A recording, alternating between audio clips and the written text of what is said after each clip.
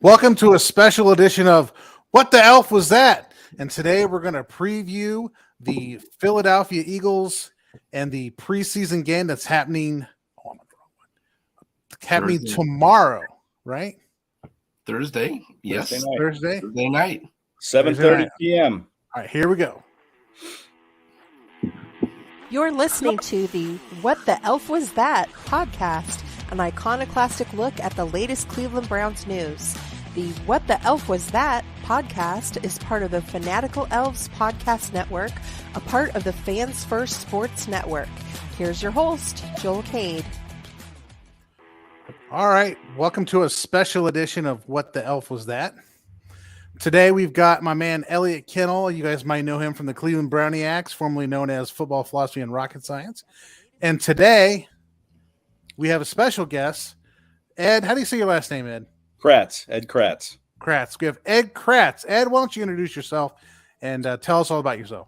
Yeah, well, thanks for having me on. I cover the Philadelphia Eagles for SportsIllustrated.com, Eagles Today, website www.si.com/NFL/Eagles. I also host the Philadelphia Insider podcast on the Fan First Sports Network. I've been covering the Eagles. This will be my 13th season full time, but I go back further than this, kind of the second, third guy, on the beat. I've covered their three of their Super Bowls. In Jacksonville in 2005, they lost, and I was in Minnesota when they won, and then I was in Arizona last year when they lost again. So I have a pretty vast experience covering the Eagles these last dozen plus years anyway. Wow. Great. Thanks for coming on the show. We're going to get right at it. So the Eagles and the Browns will be playing in a preseason game come tomorrow. So in an attempt to educate our awesome Elfers, our What the Elf Was That listeners, let's just go over the Eagles offseason. So Ed, what do you think were the significant additions and subtractions for this team coming off that Super Bowl loss? It was a very busy offseason. They lost a lot of guys. Their two starting linebackers, TJ Edwards is in Chicago now, and Kaiser White went to the desert to play for the Cardinals. And they were the two top tacklers on the team. So, the Eagles are going to promote Nakobe Dean, who they drafted in the third round last year, to be their starter. And then they're going to, I think, mix and match at the off-ball linebacker spot. We'll see who takes the lead there, still to be determined. But they also lost two starting safeties. Chauncey Gardner-Johnson's in Detroit now. Marcus Epps is in Las Vegas with the Raiders. So they lost a lot. But they had, to me, what looked like a pretty good draft. They took Jalen Carter, 9th overall. Fletcher Cox came out earlier this week, the Eagles defensive tackle, and said, I don't know why he wasn't the first pick in the draft. And, there were some red flags, obviously, around Carter, which caused him to slide. But, I've seen this guy, and he looks pretty good. I mean, the Browns were here for a couple joint practices earlier in the week, and we can get into that. But Jalen Carter pancaked Joel Bitonio on one play, and Bitonio is one of the best guards in football, and Carter just threw him to the ground. Right. He's flashed considerably. When he got on the field against the Ravens in the first preseason game, his first snap, he went right by Ben Cleveland, who he played with at the University of Georgia, and was right in on Josh Johnson, the quarterback, within 2 seconds. And Johnson just threw the ball away, and that was on third down, so he forced a punt. So he was a big addition. And the Eagles also drafted in the first round Nolan Smith, another kid from Georgia, who they compare him to Hassan Reddick, who had 19 and a half sacks last year, in terms of his body type, his speed, his enthusiasm, his passion for the game. So, he's developing. And then they got this safety, Sidney Brown, who led the team in tackles against the Ravens with 9. Granted, it was mostly against the third team in the second half, but he showed some real burst to the football, and he has good instincts, played at the University of Illinois. So they brought those guys in. They brought in, they also lost Miles Sanders in the offseason. Yes. And they brought in Rashad Penny and DeAndre Swift. They traded for him, a Philly kid. I want an investigation on that trade, because that made absolutely no sense to me that Detroit gave him away for a 4th-round draft pick. Well, they drafted Jahmyr Gibbs in Detroit, so they had this, running back, so they got rid of Swift last year of his contract. So listen, Elliott, if you want him next year, he's going to be a free agent probably. I'm not sure the Eagles can re-up him. So, you're not out of the Swift Derby yet. Elliott's a big fan of paying second contracts to running backs. I think that there are certain teams that it seems like they always get what they want in the draft, and that the NFL has a fire sale in order to provide them with the players that they need. And the past few years, it's been the Eagles that get everything that they want in the draft and in the off season. I couldn't believe the Swift trade. I mean, yes, they had 2 running backs. And, oh, my God, we've got 2 running backs in Detroit. What shall we do? That's when John Dorsey steps in. Yeah. Oh, my God. Well, let's give one to the Eagles by all means. We can't stand the pressure of having 2 good running backs on our team. We've got to give one to the Eagles. Please take our running back. I think he's just the right kind of running back for today's NFL, because not only does he run the ball, but he also catches out of the backfield. Mm-hmm. And I thought it was an absolute steal for Philadelphia. It made absolutely no sense to me. Yeah. Well, the Browns have Chubb. I mean, Chubb's probably one of the best running backs in the league. I mean, I know, but if you give me a running back like DeAndre Swift, I'll take him. Yeah. I don't know what Detroit's nothing behind Chubb, by the way. That's one of my off-season grudges, is that people are trying to sell me that, but we do have a guy that gained 12 yards last season, and that's probably enough to replace the former All-Pro Pro Bowler, pardon me, that we lost in the off-season, Kareem Hunt. 12 yards versus former All-Pro. That doesn't quite add up for me, and people have criticized me for having a negative attitude. And it's true. I do have a negative attitude. Okay, well, that's because you're a Browns fan. All right, so, Ed, let me get back on this. That Jalen Carter you're talking about, I remember doing some draft work. My work in coaching and stuff is offensive, defensive lines. When you start talking those people, you've got my attention. But let's talk about Jalen Carter for a second. I mean, I watched him play at Georgia, and that was my question. How is this guy not the first pick in the draft? I don't care who's out there. He's the first pick in the draft. He's technique, athleticism. So how are the Eagles using him? There was talk of maybe using him as a defensive tackle. There was talk about using him as a defensive end. What are they doing with him? Well, I mean, it's kind of been a slow ramp up. Obviously, he's a rookie. Right. He didn't get a lot of first team reps in the first week of camp. He was running second and third team. You got to go out there and prove yourself. But now we've seen, him kind of rise up here. And the Eagles have a new defensive coordinator, Sean Desai. Another big change in the offseason. They lost both. I love that guy. Yeah, they lost Jonathan Gannon at their DC to the head coaching job in Arizona. They lost Sean Steichen, their OC, to the head coaching job in Indianapolis. So that's pretty much an under the radar or underrated type situation for the Eagles. 2 new coordinators. But to answer your question, Joel, the Eagles are moving him on the outside in the last couple of days of practice. They're lining him up on the edge as well as a defensive tackle. So, I think that's going to cause some headaches for offenses when you try to figure out where is this guy coming from.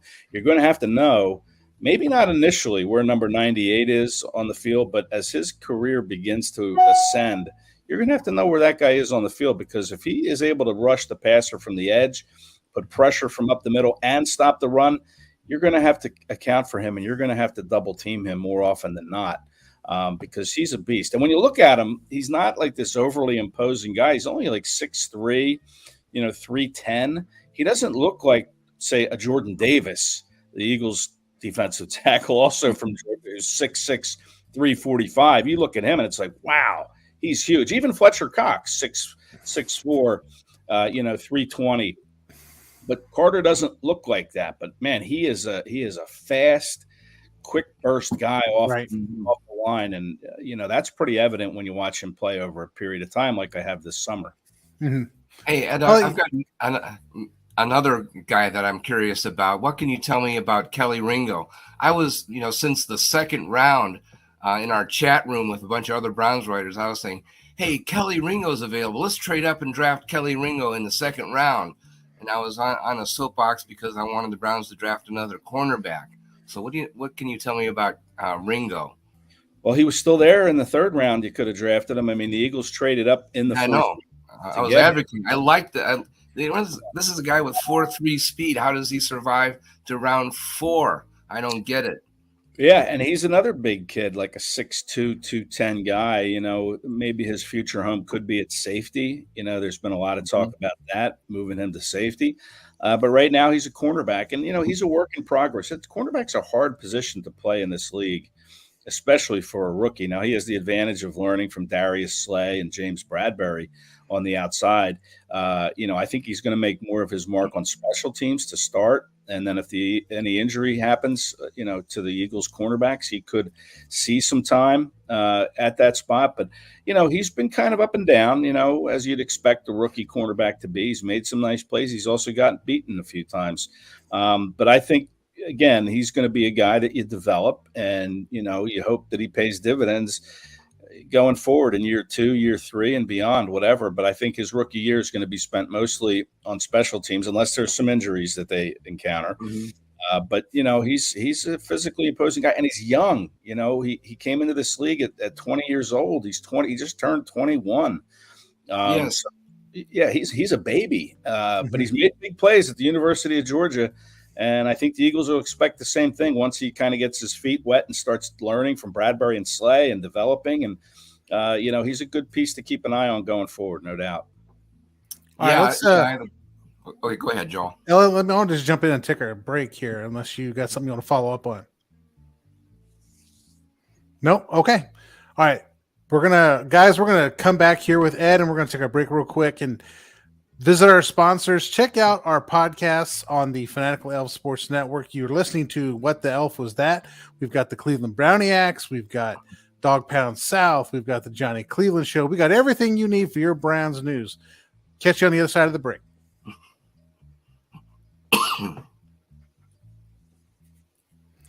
I want to switch gears for a second, and I want to spend just a little bit of time on this. The Eagles versus Ravens game. Now, for those of you who listen to this What the Elf Was That podcast know that I have an entire segment that I dedicated to hating on the Ravens. Every week I hate on the Ravens. So, Ed, can you tell us what your impressions were of the Eagles-Ravens game? Because I have some thoughts, but I want to hear yours. Yeah, I mean, it was a competitive game. I mean, the Ravens have this long preseason winning streak, which is, kind of a joke. It's meaningless. They've won 24 now. If you want to hang your hat on that as a Ravens fan, go right ahead. I mean, it's stupid. Kicking 60-yard field goals at the end of the half. Give me a break. Well, but you're bringing in Tyrod, their number one backup quarterback. You're bringing him in the second half. I mean, you're out to win that game. You play Josh Johnson, who to me is not really an NFL type quarterback. And then, you fall behind, and then you bring in is it Tyrod Huntley? I think it is. That's Tyler Huntley, who made the Pro Bowl last year. Yeah, Tyler. So, I mean, why? And then he pulls a hamstring. He gets a hamstring strain. So don't tell me the Ravens aren't out to win that game and keep that streak alive when you bring in your top backup to start the second half against third-team guys. I mean, come on. Yeah, you got a Pro Bowler out there against third-teamers. Yeah. I want to bring up a point. Did you see the Ravens touchdown drive in that game? The touchdown. Which one? The one where the starters against the Eagles starters.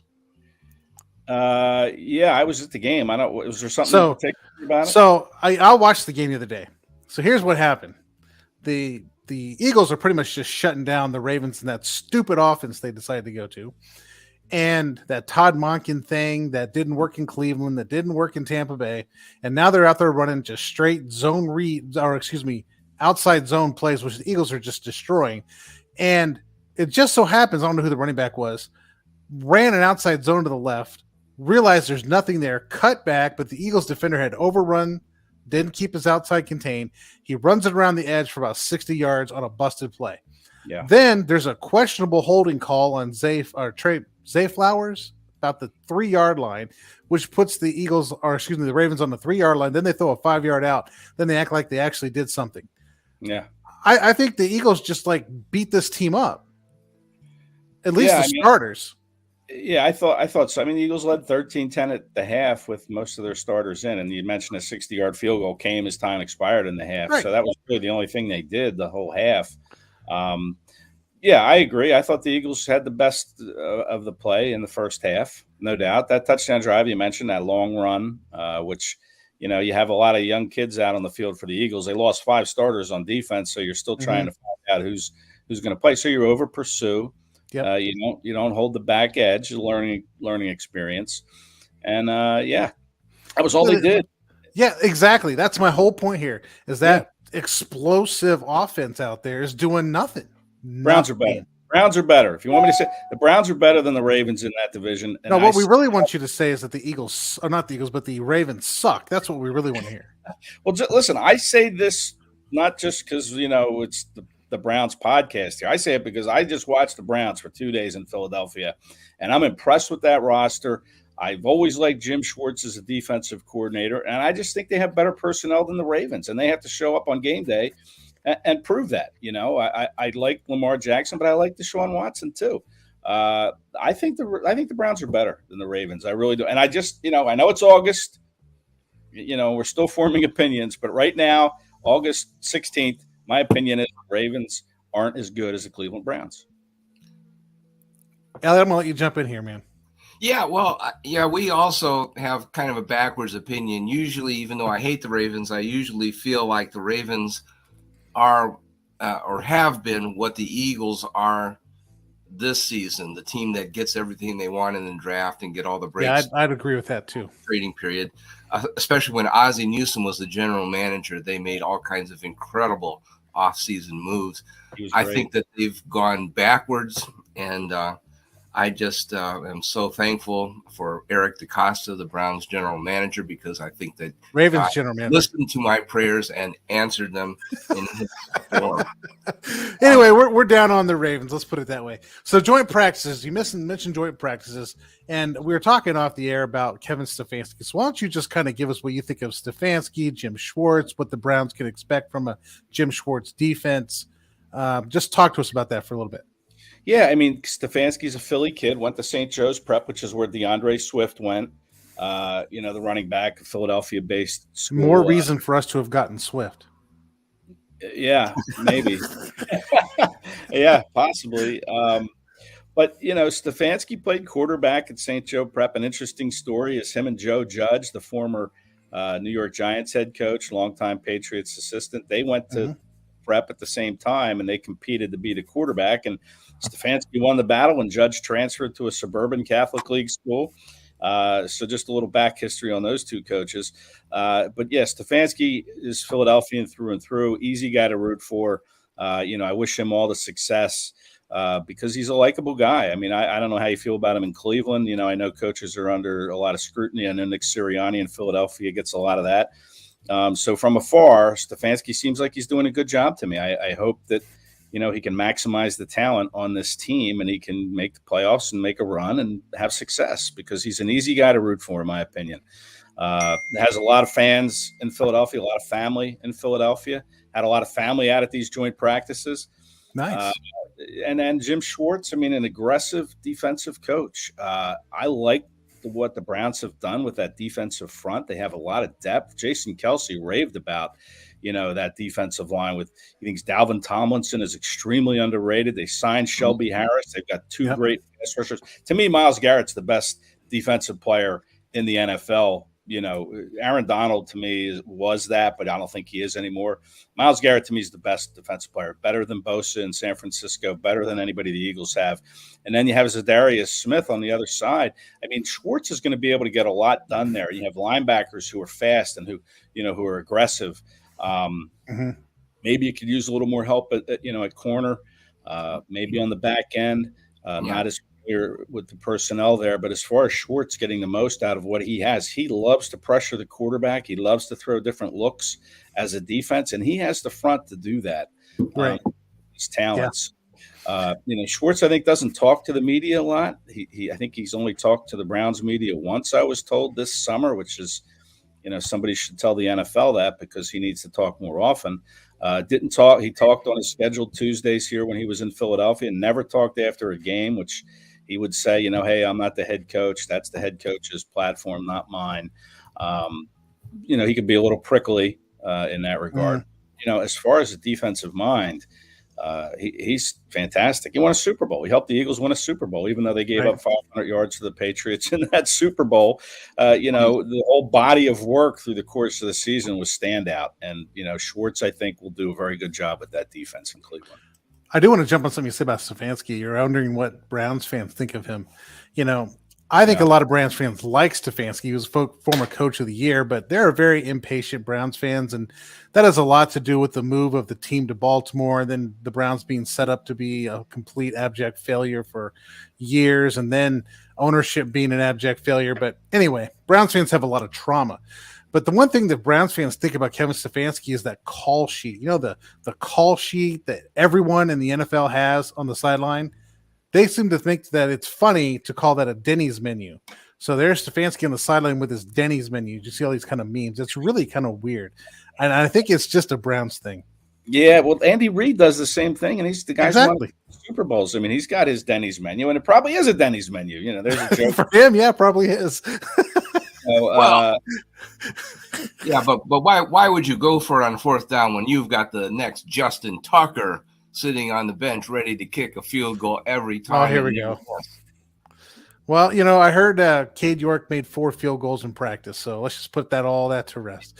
Out of how many tries? 15? I don't know, but he made 4. He's on a whole different planet, man. If you want to, he's a whole different kicker. I mean, to me, it was fun to watch him line up and make that 60-yard field goal. I mean, that guy's a Hall of Fame kicker. He's the best in the league. Still is. Amazing. Cade York you're talking about now, right? Well, if it was a Browns fan, to be talking about Cade York. Browns fans have this thing that Cade York is the next Justin Tucker, and I don't know.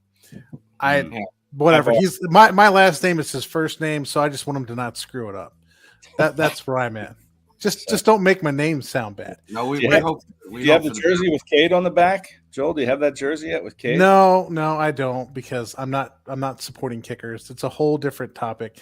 What I do have, since I played left guard in college, and I identify my Twitter handle as the left guard, and my name is Joel, so I have a 75 Joel Bitonio jersey that I like to wear a lot. So that's my guy is Joel Bitonio, left guard Joel. There we go. Right. So what were some of your observations at joint practices? I don't think we've gotten that part. What did you think? Give us an honest assessment, because if you get on and you do the research, you see all the Eagles reporters saying that the Eagles just kicked the crap out of the Browns. You get on the Browns reporters and the Browns kicked the crap out of the Eagles. What's the truth?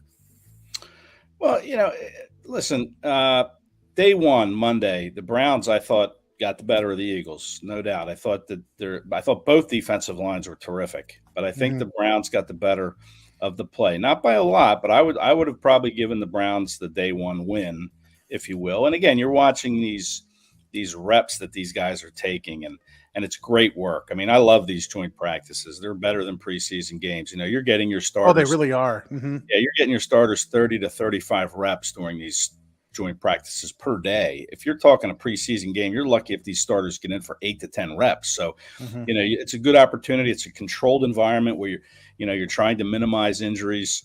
Yes, tempers flare a little bit. But for the most part, players are taking care of one another. They're not out there to try to injure anybody. But I think day 2 came along, and I thought the Eagles really ramped up the intensity, and they talked about that, how they weren't happy with how they performed on Monday. And Jason Kelce, the great Eagles center, put it best. He said, listen, nobody's good enough right now to win the Super Bowl. This is a day-by-day build, and you have to come out with intensity every day. And he said, and we talked about that, and we came out with a little bit more grit on Tuesday. But that's how you have to approach every practice. Right. So the Eagles came out, and they, to me, really took it to Cleveland on day 2. They ran the first team 2-minute drills, moving the ball from the 25 in. The Eagles scored with their first team on a throw to A.J. Brown, and then their defense intercepted Deshaun Watson. Reed Blankenship, the safety for the Eagles, had 3 picks over these 2 days of Deshaun Watson. I mean, this kid's second-year undrafted free agent. Eagles are counting on big things. I talked earlier about them losing their safeties. He's one of the guys to be out there probably 99% of the plays, if not 100%. So, he stops that first drive with an interception. Then the second team comes out, and Mariota throws a touchdown pass to Tyree Cleveland. appropriately named, I guess, Tyree Cleveland. Former draft pick of the Broncos, 7th rounder, who's trying to make this roster.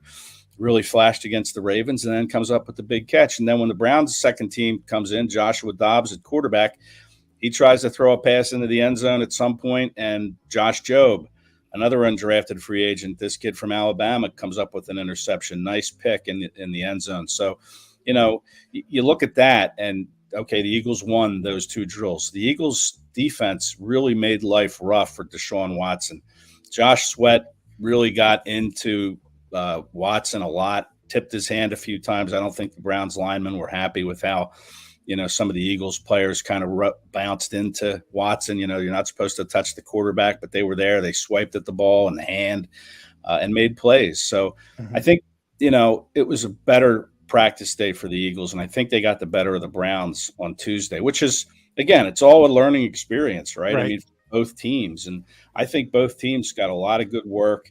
They showed a lot of good things. I thought, the Browns defense, Myles Garrett on the first day, the Eagles couldn't block him. He had like 7 sacks. I mean, he was amazing. I mean, he's just so good. And all the Eagles players just rave about Myles Garrett. And what's cool about these joint practices is you see afterward, like, Eagles and Browns talking, like you see Myles Garrett and Lane Johnson working together, teaching each other their techniques so they can get better.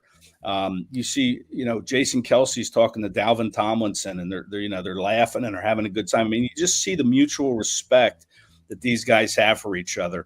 I was in Cleveland last year when they had joint practices against the Eagles, and you saw it with Joel Bitonio. And I think Bitonio was a little sore after this one.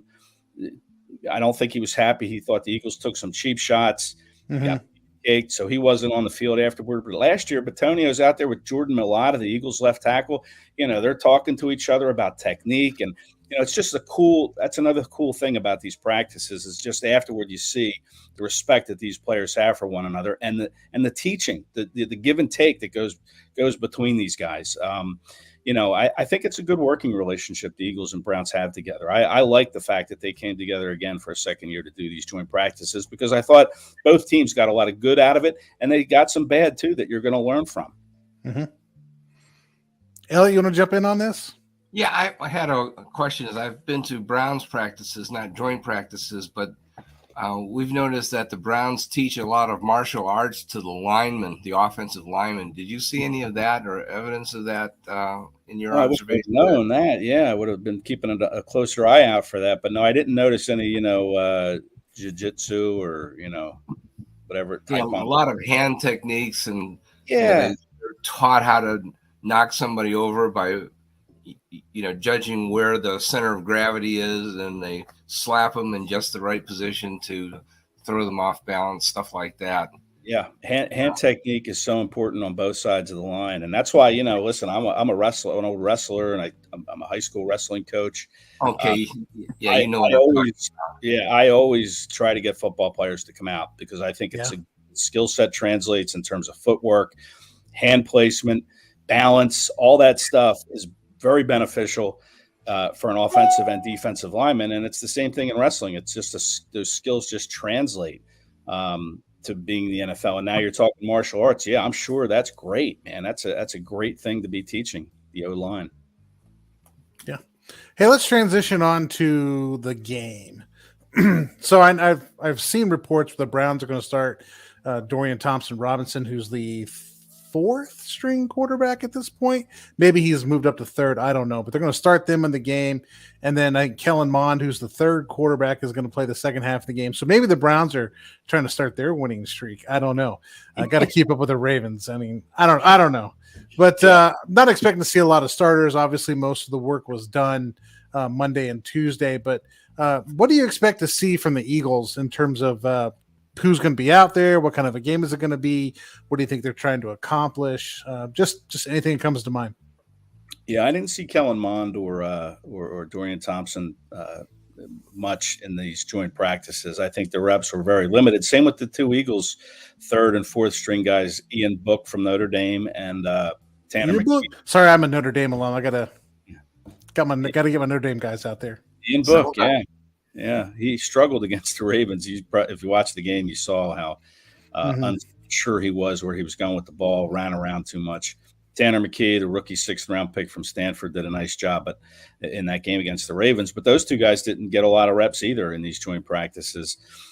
So, we're going to see these guys. And I guess Marcus Mariota, the Eagles' backup behind Jalen Hurts, will probably see a series or two, I would guess. Same thing as he did in Baltimore.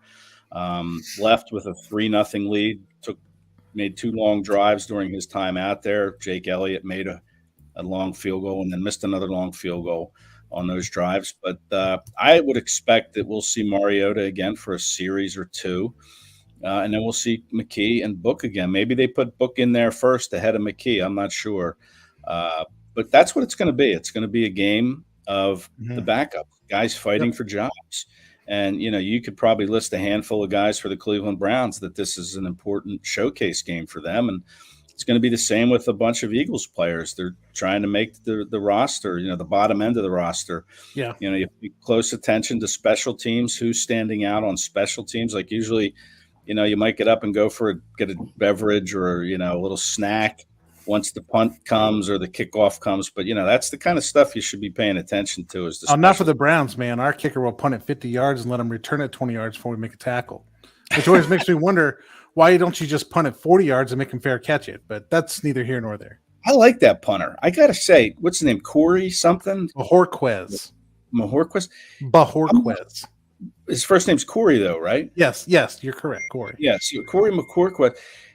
He was booming these kicks, and I'm like, and the Eagles' punting situation is very, under a lot of fire. Aaron Sipas, nobody likes him in Philadelphia. He doesn't punt real well. He had a bad mistake in the Super Bowl, kicking it to the wrong side of the field.